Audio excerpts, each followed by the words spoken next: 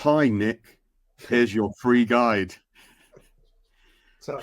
Hey, there we go. You weren't expecting that, was you? Nice to meet you, Nick. You can find attached here your free report. Welcome to the squad once again. I'm Keeler, the founder of PWAN Group's company, a certified real estate company in Nigeria, and your wealth bestie. I love helping Nigerian diasporans build generational wealth that they can leave for their kids and also plan for retirement. So if you are scared or have been disappointed in the past, this is your safe haven. My priority is to help you live the life of your dreams without having to worry about money. Going forward, you'll be receiving an email from me 4 times every week. Some of the things you will discover will wow you, and I'm in for it. Talk to you soon. Keeler. Welcome to The Fix. Sit down with copywriting experts Nick O'Connor and Glenn Fisher as they review, discuss, and improve real-world copy sent in by you. This is The Fix.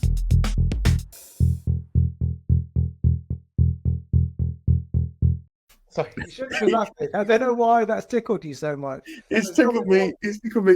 There's too many funny turns of phrase in there that it's tickled me. Right. The wow you and I'm in for it. I think so. What we have there, just to explain, is a welcome email. So it's an email gauntlet. You've signed up. You're joining this thing. You're getting the free report, and this is the first point of contact, which is interesting because we've not really ever discussed like a kind of gauntlet. Some people call it a gauntlet when you like an email gauntlet when you welcome in. Might be a funnel or what have you. There's all different names for it. But this is the first opportunity where you have got the customer through the door. You've sold to them, but now we're about how do we continue that relationship? How do we begin the relationship proper, if you like? And this is the email. Nicholas, I have a few things to say, hence my laughter, and I apologize to the writer for giggling at their copy. What would be your first thoughts on that? Okay, so there's a really important thing to recognize with the first email after the sale or after the sign up or whatever it is, whether you've just signed up something free or you just bought something, which is the tone can shift. You are no longer persuading in the same way. You are more reflecting. So reflecting back their feelings now. So all the way through, I'd change the tone. I'm going to try and give you some examples, but maybe we could read parts of the copy. So the first idea will always be, great move. You're in. Well done. And then it's all about, so you don't need to say, I think there was one sentence like, if you're worried about such and such, or if you want X, it was the if X, then Y. That's an above the sign up formulation. No, you are that person. You're the kind of person that wants wealth building ideas that are designed to help the Nigerian diaspora, which was a word that we both knew you'd struggle with that one, Glenn, as soon as you saw it. It's the I and the A. It was. Yes. That's nobody's fault. You're right. So you can reflect that back. You're the kind of person that wants this. You're the kind of person that wants that. And do you know what? You're not alone. There's a ton of other people. So it's all you. And it doesn't need to be like, I want to share things with you. It's like, from now on, you'll be getting 4 emails a week from me. They'll all be about this. So the tone just shifts because you're just trying to make it like, I did just sign up for that. You're reflecting that excitement back at the reader. You're no longer persuading them it's still a form of persuasion, but it's buried deeper under their own, they have now taken action to try to bring about some of the claims and promises that you've made them. They're in. So you've got to talk to them like that. You can't, otherwise it's like another sales page. Like, if you're this person, then you'll like what I'm doing. It's like, well, I am that person. I just bought your product. Like, you've got your arm around the person now. Like, yes. we actually probably want to do that in the copy itself before the sale, before the sign up, effectively. But certainly once the sale or sign up is made, you have your arm around that person. They are your friend. They are in. They are like you. You are like them. So I think, definitely on that thing. And I think that would, thinking like that, and I'm a big fan of how you get in your head when you go to write your copy, because if you're in the right headspace, then the lines that and the words that come out on the page will be more appropriate. So I think if you get into that space, you wouldn't say something like, going forward, you will be receiving an email from me 4 times every week. That set up the laugh, by the way, for me, because it sounds like a threat. It doesn't sound like a good thing. It sounds like a threat. However, if you're now like, right, we're in, I have got loads to tell you. In fact, I could write to you every day, but I'm not going to do that. I'm going to pace it out, and I'm going to send you like 4 emails, like blah, blah. There's different ways of doing that. But again, it's in the mindset of going, where am I? Right, you're in. I'm excited. We're together finally in this moment. I've got all this stuff to tell you about. Cool. Like, I'll get that across.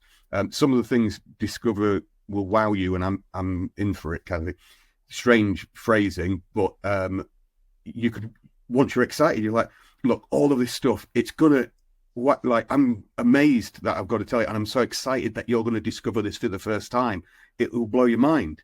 And I'm going to say, you can tell that even getting in that headspace myself now and acting in that way, the copy comes out differently. And I think that would solve a lot of the false colloquialisms Yeah, the excitement level actually needs to go up, because it's like, oh great, you're like me, you like this stuff too, like, welcome, you're in. It's that. It's one of those things. So I started with Nick. It says first name and nice to meet you, first name kind of thing, which is fine. I'm not a massive fan of. Sorry, point. You haven't just met them though, have you? You met them in the sales page.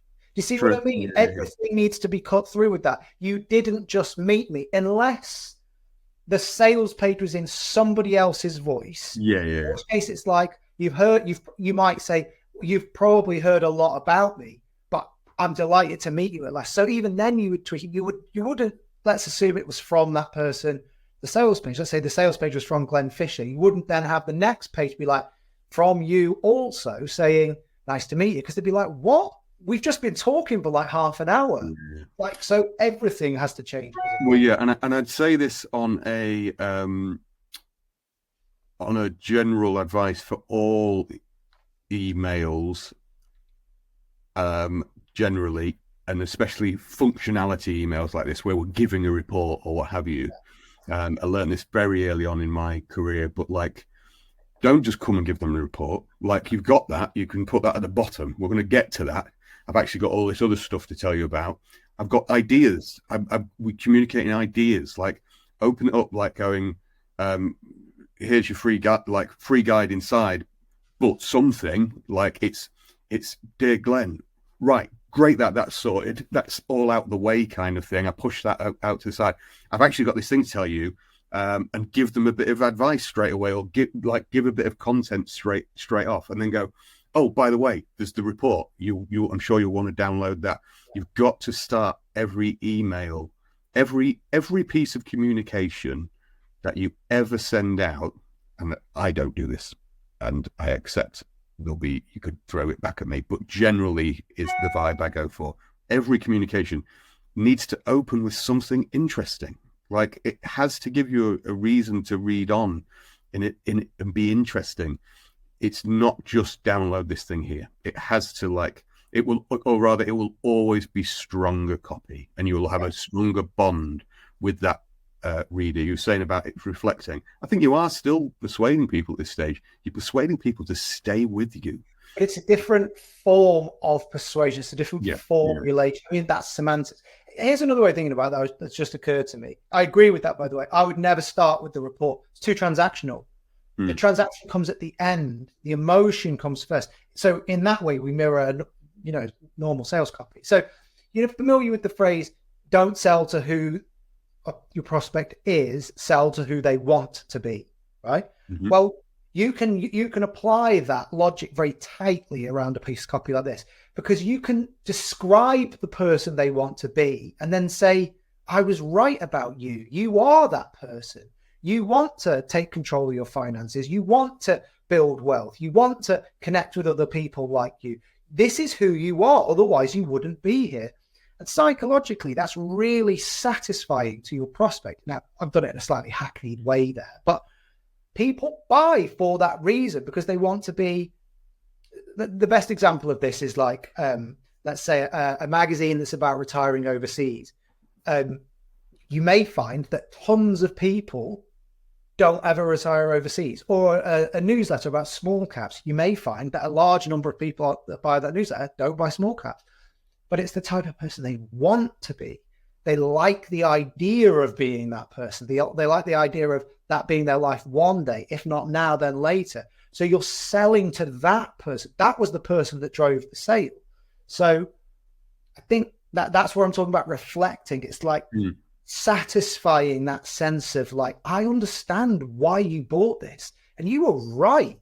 Like, you are in the right place. I got so like, and the excitement factor that you actually demonstrated very, very well there. You seemed genuinely excited about. Well, this is, I mean, we talk about giving advice. I can only give advice of how I am, but that is how I write copy. I have to get in the space of thing, and I can now do it so quickly.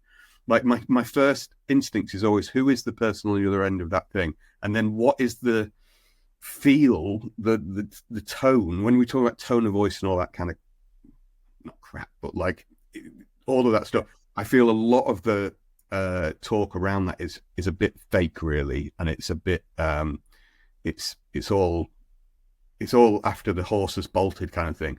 The real tone of voice comes from how you are inside.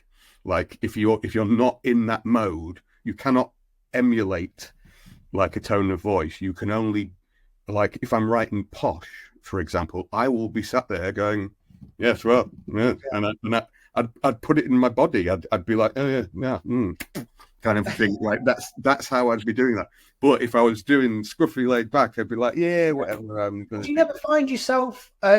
And this is such a deep cut, a writer's deep cut. But like, just come in, like you'll know what I'm talking about if you're a writer. Like, do you never change the font in the Word doc that you're working on to cultivate a certain mood? So I write all of my copy in Comic Sans. You should know that.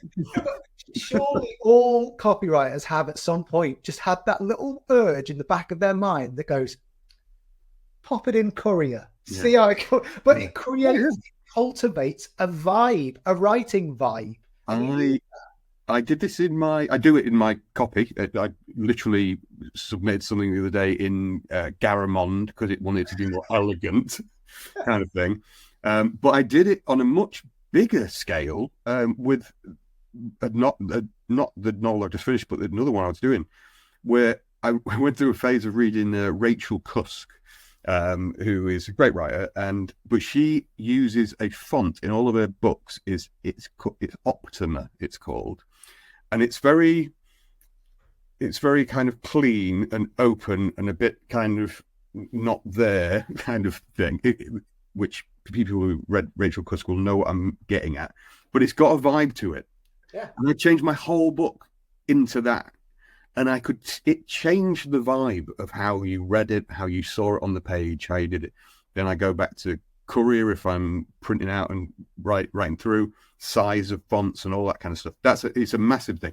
But yeah, it changed all of these things slightly off. No, but it's true. You're trying. It really does.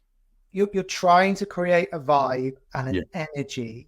And what is the appropriate vibe and energy for this? Well, it's not introductory. They've bought. It's not the start of a conversation. It's the continuation of a conversation. And there's additional energy by the fact that just before this, you'd given them the chance to reject you. So you'd laid it all out there in the promotion, and then you'd gone to them. So are you with me or not? Let's see. And then you turn around. If you're not there if you're not still stood there when I turn back, I'll know that you hate me.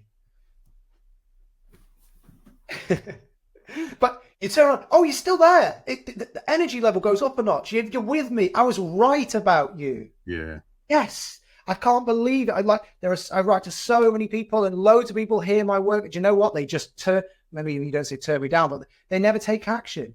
They never turn that dream into reality. But you're different. You're one of my people. It's got an energy. And if that's That's I'm not one for absolutisms, but I feel like almost every welcome email, that is ultimately the main thing it should be doing.